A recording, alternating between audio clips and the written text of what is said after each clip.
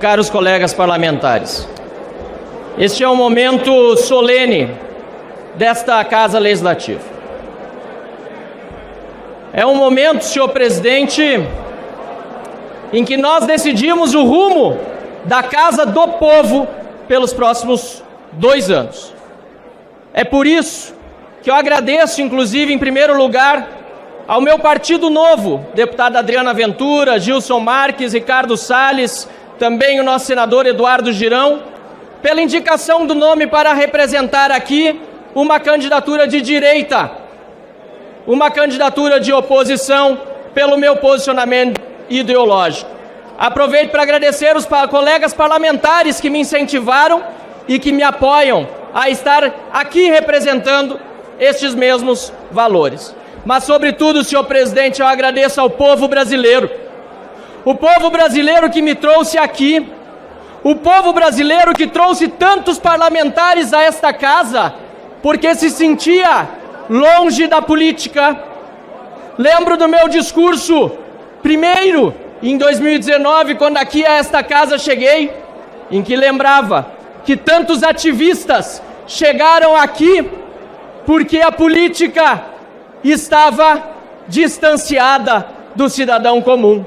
Que belo momento que vivemos e que belo momento que não podemos perder. Por isso, agradecendo ao povo brasileiro, senhor presidente, quero aqui dizer que a primeira pauta que um presidente de Câmara dos Deputados precisa defender, em virtude justamente do posicionamento de dezenas de parlamentares que já assinaram requerimentos desta ordem, é o impeachment de Luiz Inácio Lula da Silva. Senhor presidente, somos agora uma candidatura, pois coletiva, que é com apoio de tantos parlamentares, que diz a que veio. E aproveitando, pois, o sorteio, que não é sorteio, mas é, sem dúvida nenhuma, a vontade de Deus, que me permitiu fazer o discurso, primeiro, faço aqui aos demais candidatos a provocação, em particular ao deputado Hugo Motta, que tem, sim, o meu respeito e com quem conversamos, inclusive, antes de lançar esta candidatura. Nada pessoal contra ele temos, mas, sim, em relação aos seus posicionamentos, ou até mesmo, dizendo melhor, a falta deles. Há 5 temas sobre os quais eu dei entrevista a semana toda, mas os jornalistas que me entrevistaram não encontraram Hugo Motta para dar quaisquer palavras a respeito de seus compromissos aqui, se vier a ser eleito presidente da Câmara dos Deputados. Eu pergunto, portanto, senhor presidente, ao respeitável deputado Hugo Motta, se ele pautará um processo de impeachment de Lula, ou se o fato de ser uma candidatura apoiada pelo PT, pelo próprio Lula e pelo Partido Comunista do Brasil, o impedirá de fazer o que é correto, de acordo com a vontade do povo brasileiro. Pergunto, senhor presidente, também, e espero a resposta na manifestação do deputado que tem apoio de Lula, do PT e do governo, se ele se comprometerá com a redução de impostos no Brasil. Estes últimos 2 anos foram anos apenas de aumento de carga tributária. Para quê? Para os gastos de Janja, deputado Osmar Terra. Enquanto o povo sofre com a inflação nas gôndolas do supermercado, até a laranja disseram que deve ser substituída por outra fruta, porque o povo não consegue mais comprar. É primordial que esta casa não aumente mais impostos, corte gastos abusivos e reduza a carga tributária, isso sim. Que haja combate à corrupção.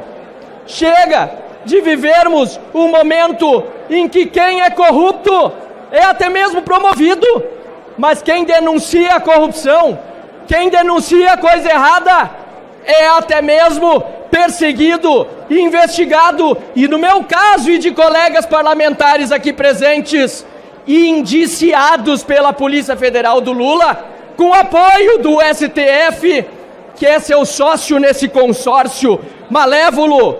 Deputado Hugo Motta, haverá compromisso com a defesa de redução de impostos e também no combate à corrupção? Senhor presidente, nós precisamos ter clareza sobre a anistia aos perseguidos políticos. Na direita, vejo muitos dizendo, ou alguns na verdade, que haverá anistia com Hugo Motta presidente, mas na esquerda dizem que o compromisso é não pautar anistia alguma.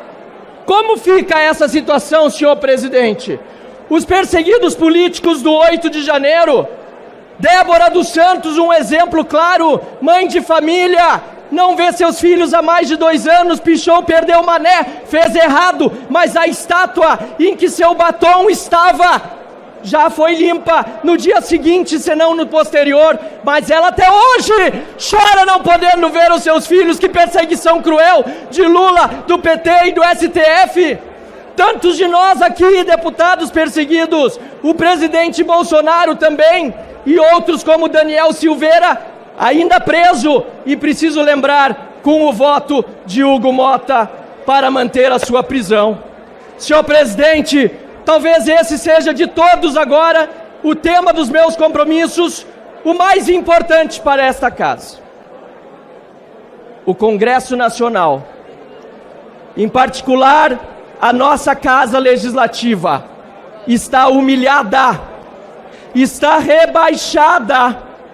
Nós somos 513 deputados federais eleitos por mais de 200 milhões de brasileiros. Mas o nosso voto conjunto, seja a favor ou contra, quando aprova um projeto de lei aqui nessa Câmara, vale menos do que uma decisão monocrática de um ministro do Supremo Tribunal Federal. Onde vamos parar, senhor presidente, quando o Supremo Tribunal Federal tem lá dentro um dos seus ministros que é líder do governo Lula? Tudo que é pauta, que é de interesse do governo, deputado Cajado, cai no mesmo ministro. Esse sorteio, deputado Marco Feliciano, esse sorteio é muito cheio de sorte para alguns.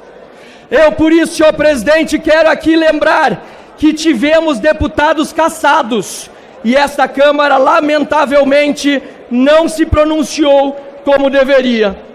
Começo com o deputado Deltan Dallagnol, passo pelo deputado Maurício Marcon, lembro da deputada Carla Zambelli, e nesta semana, aliás, foi ela a vítima de uma cassação injusta, deputado Mendonça Filho, pelo TRE de São Paulo, por suposta disseminação de fake news ou de abuso de poder político, porque ela é influente nas redes. É por isso que querem censura. É por isso que, será, Hugo Motta votou a favor da urgência do PL da censura? Deputado Hugo Motta, Vossa Excelência tem compromisso com o governo Lula e do PT que o apoia em pautar o PL da censura? Nós temos deputados aqui perseguidos como Nicolas, que chamou Lula do que é ladrão. Lula é ladrão, e ele disse isso lá na ONU, representando a Câmara, e está sofrendo processo, como estão também Gustavo Gayer, Carlos Jordi, General Girão, André Fernandes, Ottoni de Paula, Eduardo Bolsonaro, Cabo Gilberto, Bia Kicis, Júnior Amaral, Felipe Barros, Luiz Felipe, Gilvana Federal, Sócrates Cavalcante, Carol de Tone, e eu certamente esqueci alguém, porque são muitos. O que esta casa fará, senhor presidente?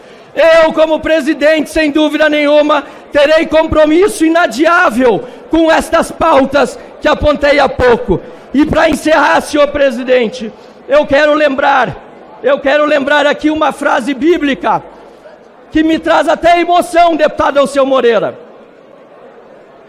meu conterrâneo gaúcho. Um versículo de um livro que meu querido avô, o livro de Gálatas, meu querido avô saudoso desde 2015, quando nos deixou, sobre este livro de Gálatas, meu avô Paulo Frederico Flores escreveu o seu comentário. E não nos cansemos de fazer o bem, Gálatas 6:9. Repito, e não nos cansemos de fazer o bem, pois no tempo próprio colheremos, se não desistirmos. Muito obrigado, senhor presidente, e conto com o voto de todos os parlamentares que querem uma Câmara verdadeiramente independente, altiva, que seja aquilo que o povo brasileiro deseja. Muito obrigado, senhor presidente.